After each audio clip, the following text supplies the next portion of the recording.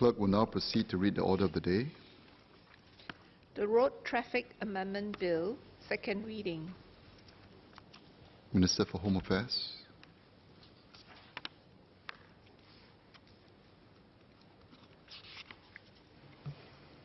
Mr. Speaker, I beg to move that the bill be now read a second time. The Road Traffic Act, or RTA, provides for the regulation of road traffic and vehicles. The most recent amendments were by the Ministry of Transport. In 2017, MOT introduced changes to the autonomous vehicle testing regime. In 2018, the RTA was updated along with the introduction of the Active Mobility Act.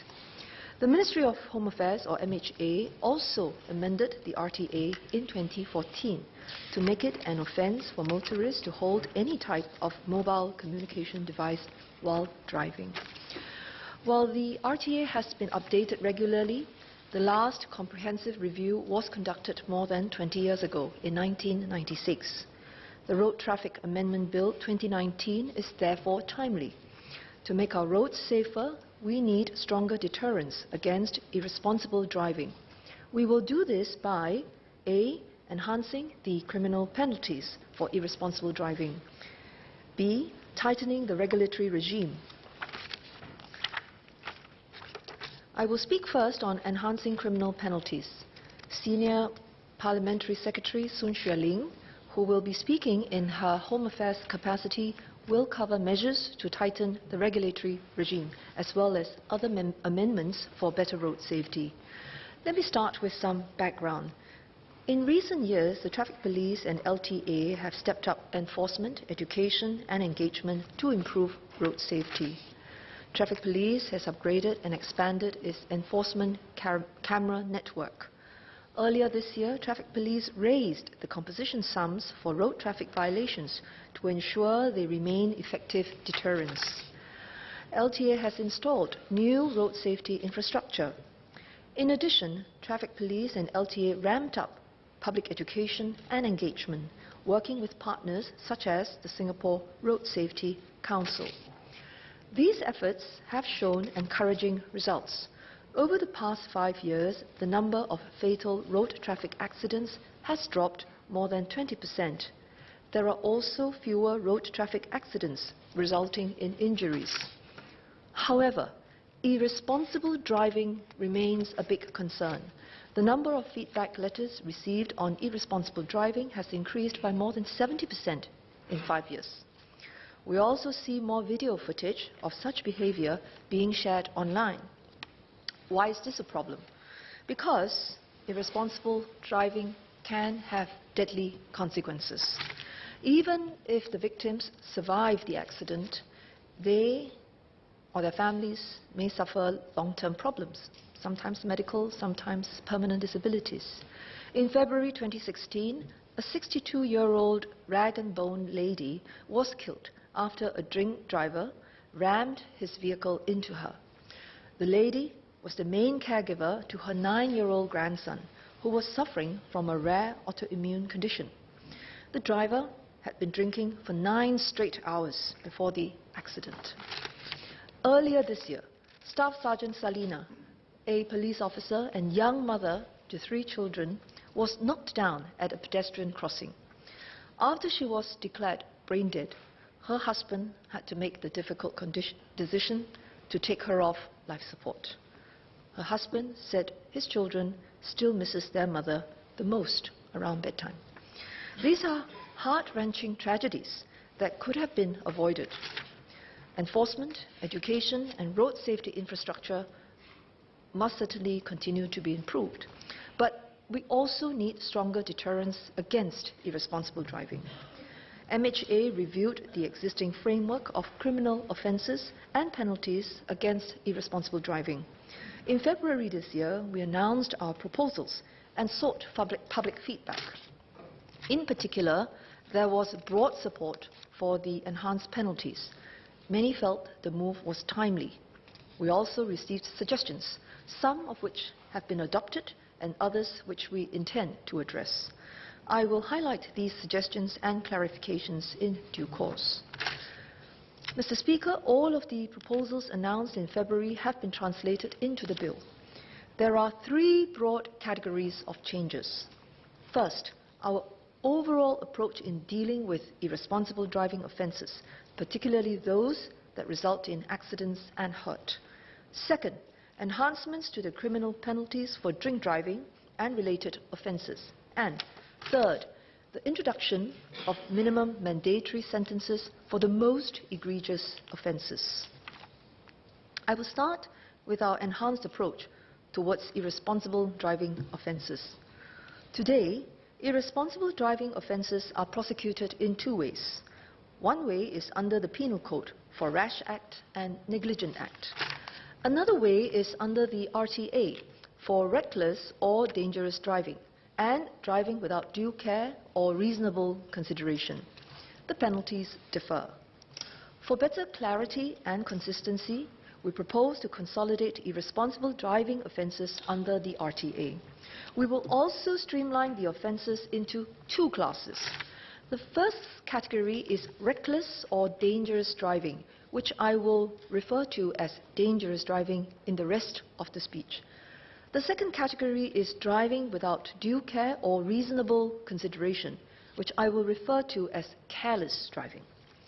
The definitions of dangerous driving and careless driving are currently in the RTA. We will maintain the current definitions. Dangerous driving is more serious than careless driving. The two can be differentiated on a case-by-case basis.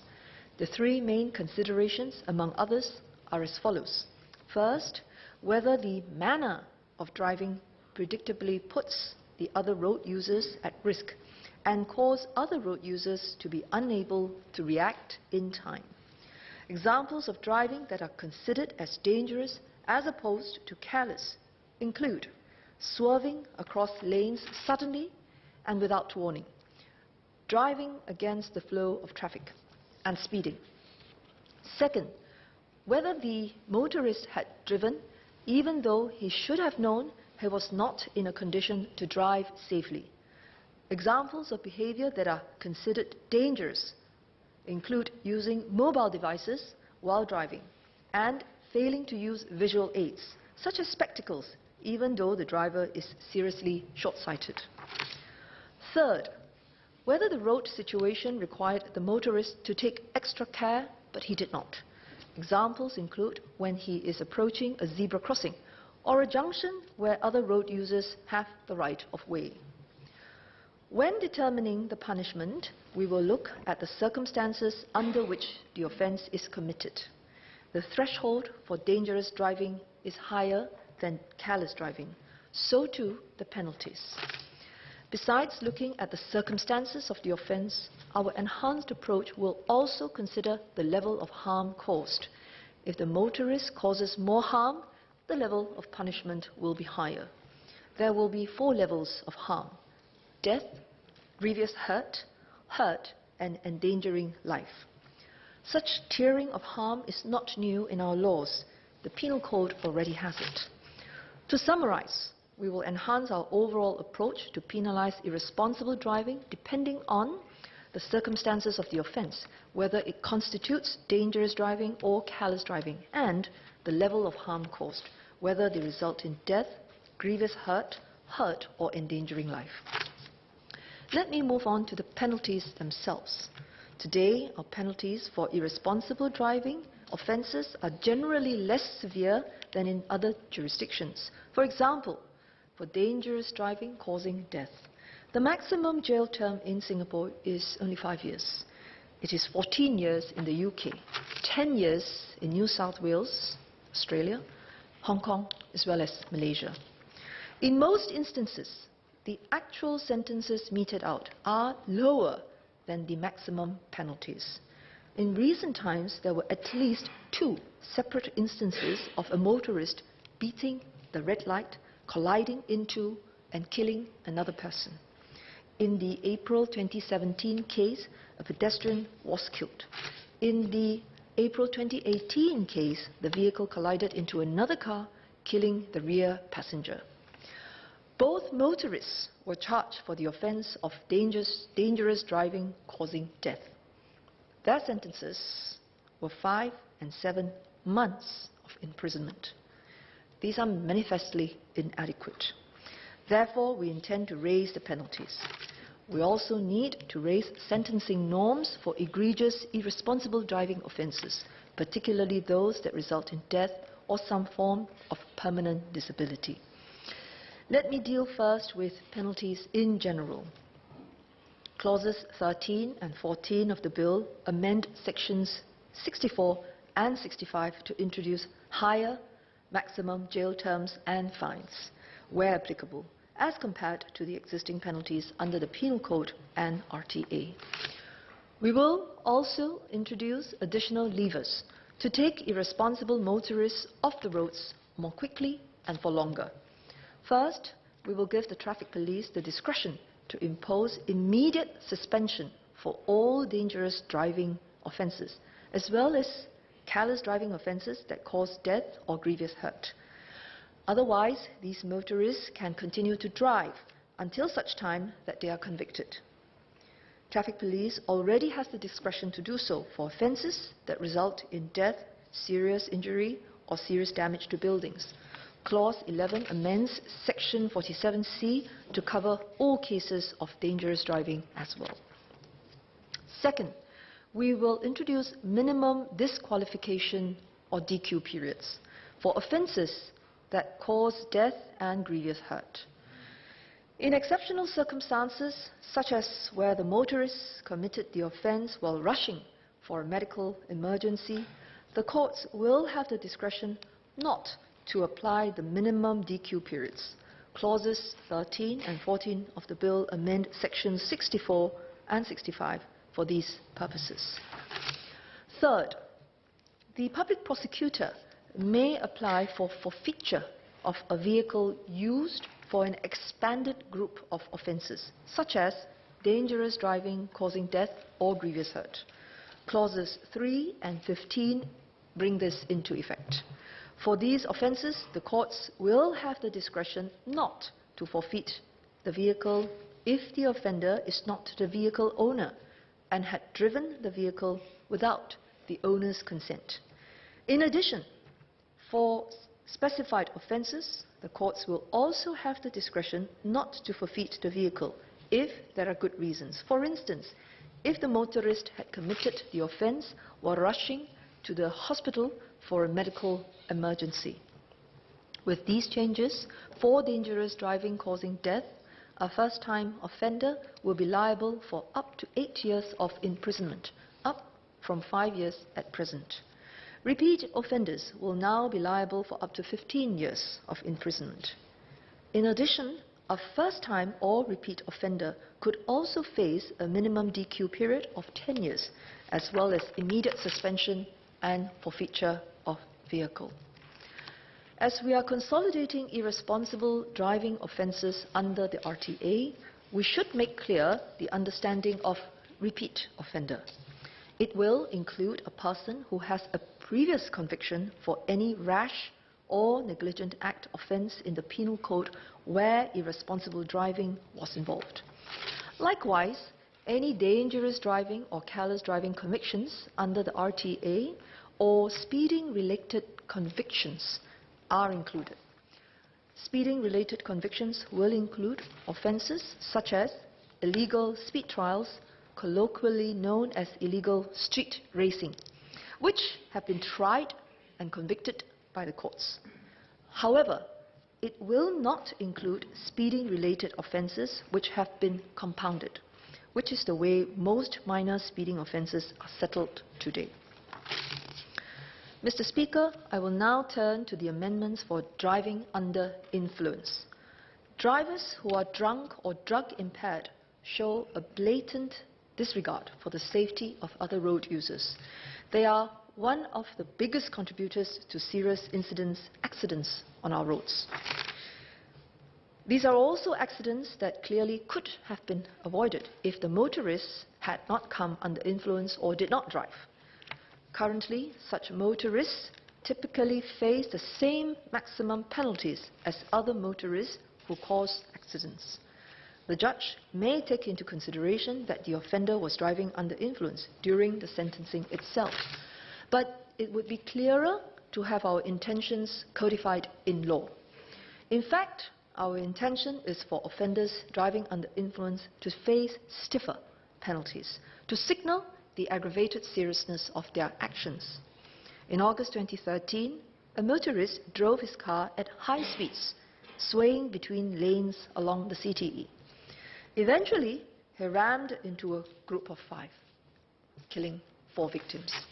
He was sentenced to the maximum penalty of 5 years in jail for dangerous driving causing death, the maximum punishment available.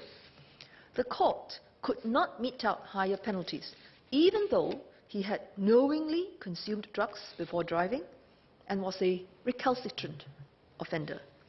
We therefore propose to introduce additional penalties for a motorist who commit a dangerous driving or careless driving offence and who is found guilty for driving under the influence of alcohol or drugs, or had refused to take a breathalyzer or blood alcohol test when directed by traffic police.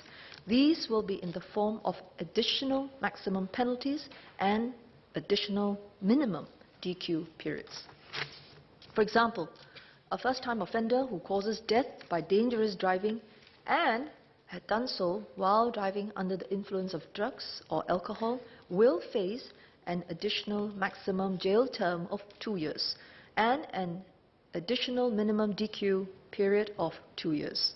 This means that motorists who drink and drive and cause death by dangerous driving will now be liable for a maximum jail term of 10 years and to a minimum disqualification period of at least 12 years. Repeat offenders will likewise face higher penalties of up to 19 years in jail and lifetime disqualification from driving. An individual will be deemed a repeat offender for an offence of driving under influence if he has a previous conviction for driving under influence, for being in charge of a motor vehicle while under the influence of drugs or alcohol, or for failure to produce a specimen for a drug or alcohol test. Mr. Speaker, during the public engagement process, respondents felt that even a standalone driving under influence offence, where no accident is caused, should attract higher penalties to better reflect its gravity. We agree with this view. The consumption of alcohol or drugs already makes a motorist a danger to other road users. Section 67 in Clause 17 of the bill will raise the penalties to about double the current levels. We will also raise the existing minimum DQ period to 2 years for first-time driving under influence offenders and 5 years for second-time driving under influence offenders. A lifelong disqualification will be imposed on third-time driving under influence offenders. In addition, we will amend Section 47C through Clause 11 to allow traffic police to impose immediate suspension for all driving under influence offences. Mr. Speaker, some members may rightly point out that the penalties, particularly those for first-time offenders, are still lower than those in other jurisdictions. How exactly then does MHA intend to raise the sentencing norms for irresponsible driving offences? This is where the last category of changes come in. We will set benchmarks based on egregious offences where manifestly inadequate jail sentences must be avoided. We will introduce mandatory minimum jail sentences, or MMS, for dangerous driving causing death or grievous hurt. With the changes, a first-time offender for dangerous driving causing death will be jailed for at least 2 years. Repeat offenders will be jailed for at least 4 years. We will also have mandatory minimum sentences for the offences of dangerous driving causing death or grievous hurt where driving under influence is involved. A first-time offender who causes death will be jailed for at least 3 years. Repeat offenders can face minimum sentences of up to 6 years in jail. Take, for example, the case of the 62-year-old rag and bone lady who I mentioned earlier, and she was killed by a drink driver. The offender had been drinking for 9 straight hours and was charged for the offence of causing death by a rash act. During sentencing, also taken into consideration were 1 count of drink driving and another count of causing grievous hurt to the dead victim's husband by a rash act. In all, against a maximum penalty of 5 years imprisonment, he received a jail term of 10 months and disqualification of 8 years. Many people felt rightly that the motorist was let off too lightly. With the changes, the offender will be sentenced to at least 3 years in jail if he is convicted of both dangerous driving causing death and driving under influence. The minimum disqualification will also be lengthened to 12 years. Mr. Speaker, after we have tabled the bill for first reading, we received additional feedback.